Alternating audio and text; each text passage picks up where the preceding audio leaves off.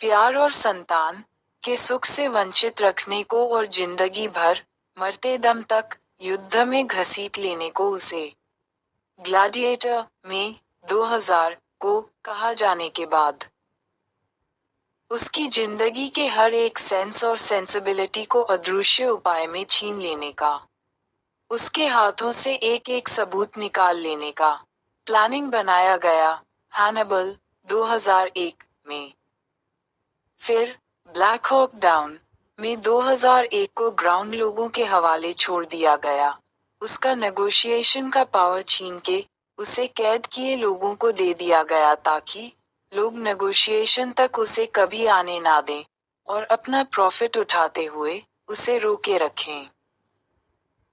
फिर matchstick man 2003 में ये फॉर्मूला लाया गया कि उसे कंप्रेस किया जाएगा, इतनी गरीबी में रखा जाएगा कि दूसरों के सामने छोटी छोटी जरूरत के लिए वह झुके और कभी सेल्फ रिस्पेक्ट पर समझौता भी करे। फिर 2005 में जो किंगडम ऑफ हेवन आई, स्वर्ग का साम्राज्य, इसमें अचानक से गिरते हुए स्केल में जैसे उछाल आ गया था। पिछले 5 सालों की इस दम तोड़ती लिखावट को एकदम से जान मिल गई। व्यर्थ जा रहे हर संभावना, हर उम्मीद को एक ठोस जमीन, एक भूखंड मिल गया था मानो। पहले तो इस कहानी में प्रेस्टिजियस नाइट उपाधि से विभूषित करके बिलियन के अस्तित्व की लड़ाई को जस्टिफाइड मान्य दिया गया। फिर हमेशा खाली हाथ में और अकेला रह जाने वाला बिलियन इस बार अकेला खड़ा नहीं किया गया। महारानी साथ खड़ी थी, खुद उतर आई थी महारानी जी जमीन पर उसके साथ चलने के लिए। और सबसे ज्यादा सुकून की बात थी, जिंदगी एक संघर्षरत इंसान को अंग्रेजों की किताब में जिंदगी नसीब हुई थी। सम्मान के साथ जिंदा निकला था बिलियन वहां से, जिस पैराडाइज को रिडली स्कॉट ने 1992 में कॉन्क्वेस्ट किया था। फिर जिसे नवीन पटनायक ने सीएम बनकर 97 से डेजर्ट बनाने का बेड़ा उठाया था, अ डेजर्ट किंगडम। वह 2005 तक आते आते किस तरह से किंगडम ऑफ हेवन बना। एक मरुभूमि जहां जड़ को पकड़ने के लिए थोड़ी सी मिट्टी ना मिले, एक बूंद पानी टिक ना पाए, बस रेत ही रेत हो। जहां झुलसा देने वाली हवा एक एक मासूमियत को उखाड़ फेंके, एक कोमपल का आना मानो सपना हो। वहां पूरा हेवन का परिकल्पना करना किसी चमत्कार से कम नहीं था। कहानी और वास्तवता के गिरते क्षणों में चरित्र के स्थिति और गति से जैसे एक चित्रकार स्वर्ग की प्रतिष्ठा कर रहा था। 2005 को स्वागत करने वाली घटनाएं। कुंडली, एक अचूक अस्त्र। इस दौरान मिनिस्टर कमला की फैमिली की कुंडली देखने वाले एक ज्योतिष को दोनों लड़कियों की कुंडलियां दिखाने का अम्मा जी को मौका मिलता है। पंडित और पंडित की बीवी पंडिताइन दोनों को ज्योतिष शास्त्र में महारत है, जिसमें पंडित अगर एक लड़की की कुंडली को बकवास कहकर दूर फेंक दिया, तो पंडिताइन 2 कदम आगे जाते हुए दोनों लड़कियों की कुंडलियों को गंदा कहकर फेंक देती है। उनका एक एक शब्द और कुंडली दूर फेंक देने का कार्य सामाजिक बहिष्कार और अस्पृश्यता की तरफ इशारा करता था। कमला के बेटे की झूठी मौत की भविष्यवाणी के साथ साथ पंडित ने यही कहा था कि इन दोनों लड़कियों का भी कुछ नहीं होगा, और छोटी लड़की के ऊपर तो जैसे पहाड़ ही गिरा दिया था कहकर कि ये लड़की तो किसी लड़के के साथ भागेगी, फिर वह लड़का इसे छोड़ देगा, है ना, ये लड़की गंदी। तो बात उठी, पर पंडित जी लड़की तो ऐसी नहीं है। पंडित का जवाब था, हो जाएगी। तो अम्मा जी ने कहा था, मेरी इज्जत ना उछले, आप कोई उपाय बताओ। बड़ी लड़की घर में कैद हो चुकी थी और छोटी अभी बाहर दुनिया की तरफ दिमाग खोल रही थी। बस छोटी के दिमाग को घसीटकर घर के अंदर ले आना था। इसी का षड्यंत्र रचा जा रहा था। पंडित जी ने दोनों लड़कियों के लिए 2 अंगूठियों का उपाय दिया। एक सोने का, बिल्कुल गोल, और छोटी के लिए सलाह दिया, इस लड़की को इंसान की परख नहीं, तो चांदी पे कसौटी की अंगूठी पहने। कसौटी वह पत्थर है जो सोने का परख करता है, कौन खरा कौन नकली। और पंडित ने ये भी कहा, कोई भी बात इस लड़की के मन में आए तो मन में ना रखे, उसे किसी न किसी के साथ शेयर करे। कोई ना मिले तो भगवान मान के किसी पत्थर के सामने मन की बात कहे, लेकिन कहे जरूर। मतलब ये लड़की अपने मन में उठे हर इमोशंस को शब्द दे। क्यों?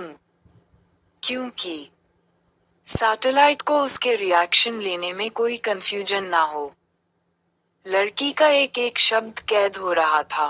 लड़की को इस आफत में धकेल के सैटेलाइट को सहूलियत दिलाने की वाहवाही ले रही थी द ग्रेट कमला दास।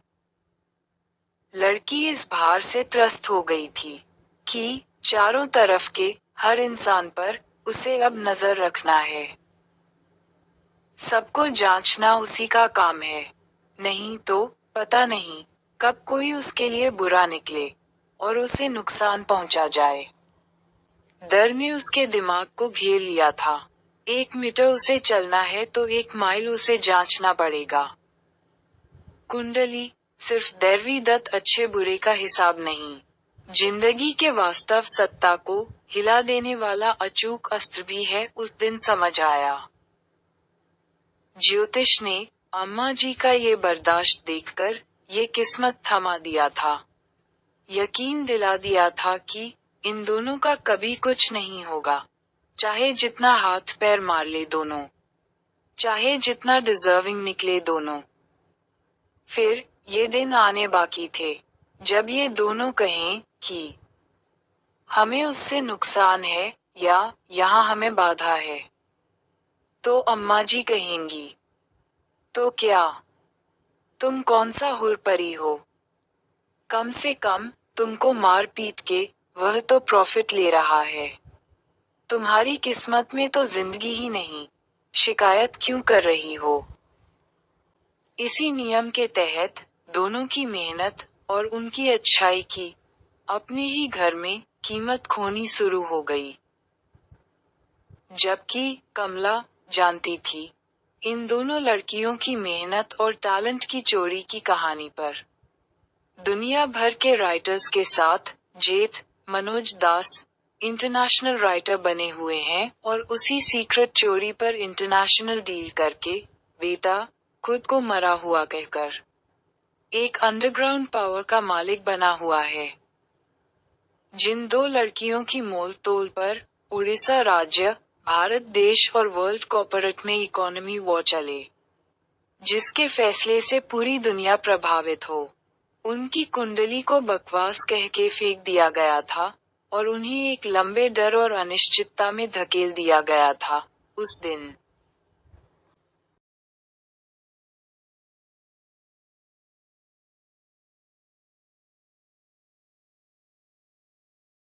और दूसरी तरफ ओडिशा सीएम नवीन ने यूएस प्रेसिडेंट कैनेडी के करीब से जो ज्ञान पाया, फिर जिसे अपने नाम से बांटा, वह था अ डेजर्ट किंगडम, नवीन की किताब, मतलब हॉलीवुड का फ्यूचर प्लान, नवीन के नाम से।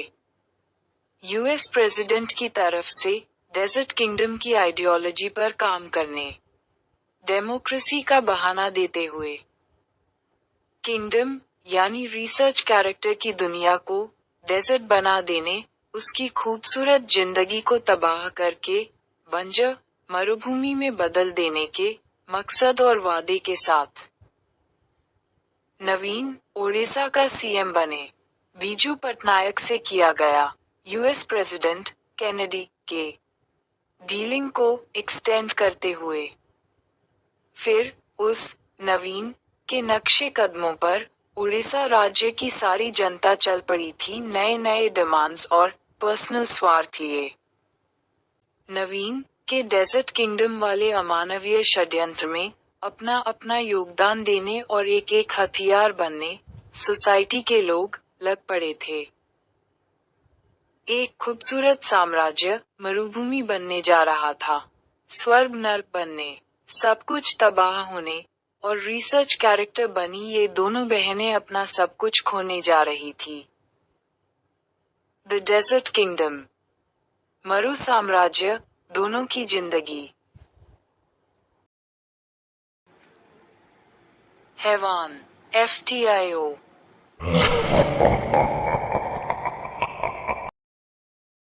छोटी लड़की जो उम्मीदों के साथ आगे बढ़ रही थी, उसमें FTI उड़ीसा की भूमिका बहुत बड़ी थी, जो उसी बीजू पटनायक की बिचौलियागिरी से वर्ल्ड बैंक से पैसा लेकर उस लड़की को फंसाने के लिए खड़ा था। एक दिन एक टीचर ने उसे कहा था, तुम्हें सपना देखने का कोई हक नहीं। फिर कभी दूसरे टीचर ने भी बताया था, जितना हम पढ़ाएं उतना ही पढ़ो, इससे ज्यादा कहीं डायरेक्शन या स्क्रिप्ट की तरफ देखोगे तो जितना दे रहे हैं वह भी नहीं बन पाओगे तुम। फिर कोई टीचर ने सुनाया था अपनी फिलॉसफी, टीचर जी को सेक्सुअल प्लेजर देना गर्ल्स स्टूडेंट्स का काम है। फिर बारी आई फैकल्टीज की, कुछ स्टेट से बाहर के, कुछ उड़ीसा के, कुछ मदद किए बिना उनको बस फूट डलवाने का काम करना था। उनका रिसर्च फैमिली की इस छोटी बेटी को समय समय पर तारीफ करना और प्रोत्साहन देना इस छोटी लड़की पर भारी पड़ रहा था। FTIO जैसे शीत युद्ध का मैदान बना हुआ था। सब मौके की ताक में रहते, मोर्चा बांध लिया था सबने मिलकर। लड़की को अकेला खड़ा कर दिया गया था, बोलकर उसे तोड़ा जा रहा था कि जो उसे सराहना मिल रहा है, लड़की होके पैदा होना ही उसका असली वजह है, कोई दूसरा टैलेंट नहीं। और बाकी जो कॉन्फिडेंस बचा था मजाक का रूप देकर। साथ ही स्टूडेंट्स ओपनली कह रहे थे, तुझे इंडस्ट्री में खड़ा होने हम देंगे नहीं। इमेजिनेशन को छूने की, उसे पर्दे पर उतारने की, लड़की की हर ख्वाहिश और कोशिश को तोड़ दिया जा रहा था स्टूडेंट्स और टीचर्स के द्वारा। 2005 आते आते लड़की के सपनों को मानो नजर लग गई थी। जितना ज्ञान हासिल कर रही थी वह उतना डर रही थी, जितना आगे चलने का मौका दिख रहा था उसे उतना पीछे की तरफ वह जाने को मजबूर थी। चोरी चीख चीख कर कह रही थी, ये उड़ान अब तेरी नहीं रही। घर पर लगभग उसी हालात से गुजर रही थी बड़ी लड़की। बड़ी लड़की घर के माहौल में फंसती जा रही थी। एक तरफ अम्मा जी के रोष का शिकार थी, क्योंकि अम्मा जी के मायके का प्रॉस्परस रास्ते का ये लड़की रोड़ा थी, और दूसरी तरफ समाज में अपना कोई स्वतंत्र वजूद नहीं बना पा रही थी। 2005 में एक बड़ी घटना घटी जब इस बड़ी लड़की की एक कविता को FTIO के एक टीचर के हाथों से होता हुआ कॉर्पोरेट जिंदल के एडवर्टाइजमेंट के लिए चुरा लिया गया था। बड़े से होर्डिंग पर बड़े बड़े अक्षरों में लिखा हुआ था, उसका गीत। सपनों के सारे पंखों की तैयारी, एक उड़ान की तैयारी। गीत था उस लड़की के उड़ान के बारे में, उस ऊंचाई तक पहुंचने के बारे में। इस चोरी ने उसे हताश तो किया था कि इस चोरी के खिलाफ लड़ने के लिए उसके पास बिल्कुल भी ताकत नहीं, पर वह नाउम्मीद नहीं थी। इतना तो उसे भरोसा हो गया था कि शब्दों में उसकी बरकत आ रही है, जो भगवान ने उसके नाम पर रखा हुआ है। बस वही एक नाम ही तो नहीं मिला था। बड़ी लड़की को यह उम्मीद थी जिसने उसके शब्दों में आज जान भरा है, वही एक दिन उसको नाम भी देगा। पर ये चोरी चीख चीख कर तो एक और ही कहानी सुना रही थी कि ये उड़ान अब तेरी नहीं रही, तेरी उड़ान अब हम उड़ेंगे। यानी रिसर्च कैरेक्टर जितना उड़ेगी गिरेगी बस। सोनम प्रकाशन, कूड़ेदान। 2005 तक आते आते रिसर्च फैमिली की ये बड़ी लड़की ने जिस पब्लिकेशन से अपनी पहली किताब छापा था, वहीं से दूसरी किताब निकाल चुकी थी, और एक दिन पब्लिकेशन ने उसे बुलाया। शबनम सोनम पब्लिकेशन उड़ीसा का एकमात्र हिंदी पब्लिकेशन, जिसे उड़ीसा गवर्नमेंट से सिलेबस के हिंदी प्रिंटिंग का सारा टेंडर मिल जाता था। मतलब नवीन की मेहरबानी में पल रहा था। खैर एक दिन बुलाया नई किताब की कुछ प्रतियां देने के लिए, पर साथ में वहां किताब पर नो राइट्स नो क्लेम का सिग्नेचर करने को कहा। जब रिसर्च कैरेक्टर ने ये करने से मना किया, तो सामने एक गुंडे को खड़ा करके सारी किताबों को कचरे वाले के यहाँ फेंक आने की धमकी दे डाला पब्लिकेशन के मालिक ने। और बेचारी अकेली रिसर्च कैरेक्टर चुपचाप अपनी किताब के राइट्स को छोड़कर सिग्नेचर दे आए।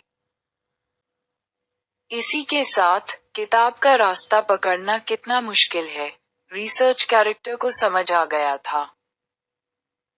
इस आखिरी पब्लिश्ड किताब का नाम था मेरा छोटा सा दयार। हाथों से फिसलता वक्त और ना खत्म होने वाली मेहनत और अनगिनत नाउम्मीदियों के बीच गुमनामी में खो रही अपनी छोटी छोटी आशाओं को थाम लिया था उसने। एक एक ख्वाहिशों को रूप देकर अपने सफर का गुजरता पत्थर बना लिया था। अपने संघर्ष को, अपनी भावनाओं को जीवित रखते हुए ठोस और शाश्वत बनाने जो कोशिशें की, उन कोशिशों के नाम ये भूखंड रचा था उस लड़की ने। भावनाओं को चोरी करके उसे बेनाम कर देने की जो साजिश बनाई गई थी, उस तरफ उसे अपने अनजाने में बड़ी चुनौती दे डाला था ये किताब छोटा सा दयार ने।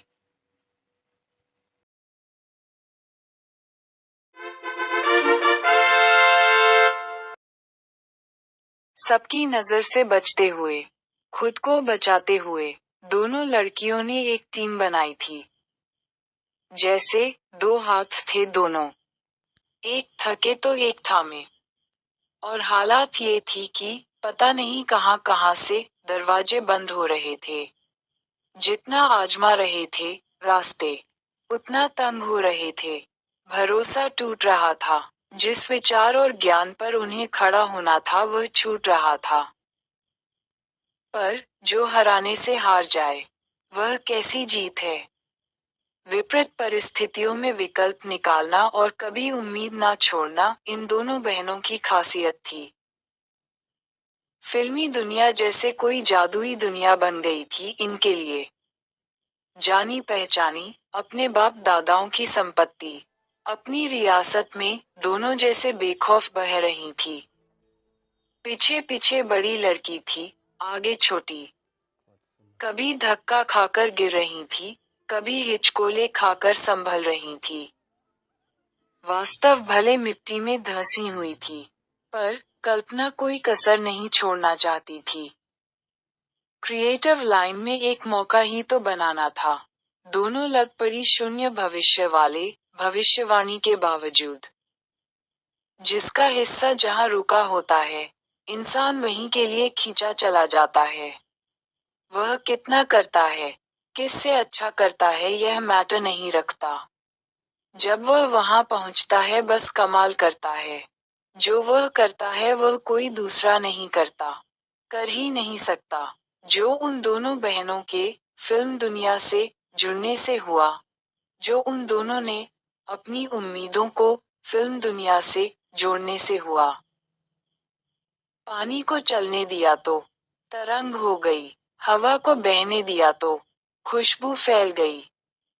किंगडम रोज करवट ले रहा था। डेजर्ट नाम अब परिचायक नहीं रहा इस मरु साम्राज्य का। हजारों रंगों के दृश्य उभर आए थे इस एक सफेद स्याह पटल पर। डेजर्ट से बदलकर अब हेवन बनने जा रहा था। Kingdom of haven. यही वह दौर था जहां दोनों की जिंदगी एक नया रूप ले रही थी। जितना पढ़ सकते थे पढ़ा, जितना सोच सकते थे सोचा, उस कला को जिसका आरंभ भी वह दोनों लड़कियां ही थी और अंत भी। और मेहनत वो चीज है जो मरुभूमि में हरियाली ले आए। और यहीं से शुरू हुआ किंगडम ऑफ हेवन का सफर।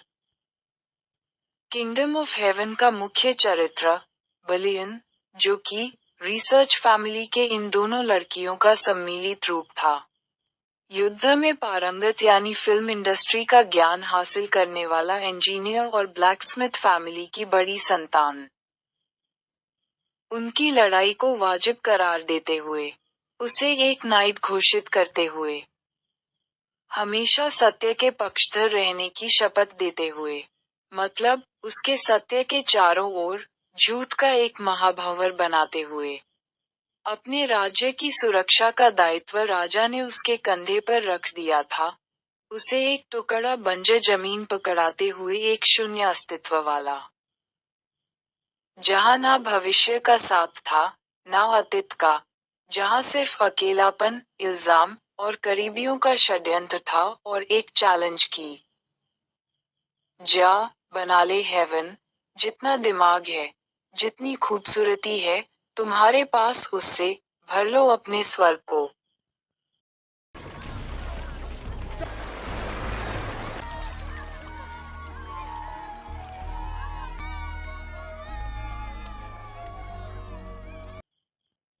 इस बार लॉर्ड्स के लिए नहीं, गॉड के लिए युद्ध हो रहा था।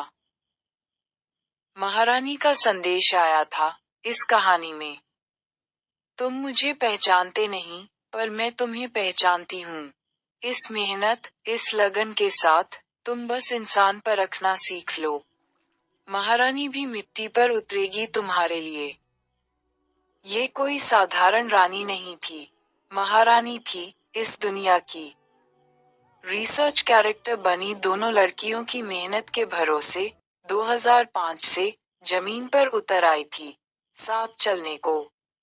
कि एक दिन इन दोनों के साथ रानी जी का सीक्रेट रिलेशनशिप दुनिया के सामने तो लाया जाएगा। इन दोनों लड़कियों के नाम खुद रानी जी ने एक अंगूठी भी पहने रखा था। ये वही अंगूठी थी दोनों लड़कियों की उंगलियों में, जो अपने रास्ते से जुदा होके रानी जी के रास्ते की तरफ खींचे ले जा रही थी।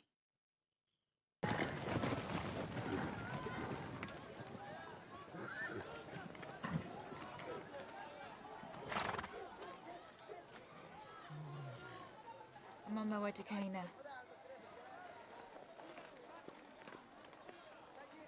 Where Jesus changed water to wine. But a better trick would be to change you to a nobleman. That should be easy. In France, a few yards of silk can make a nobleman. I expect your hospitality. It is given.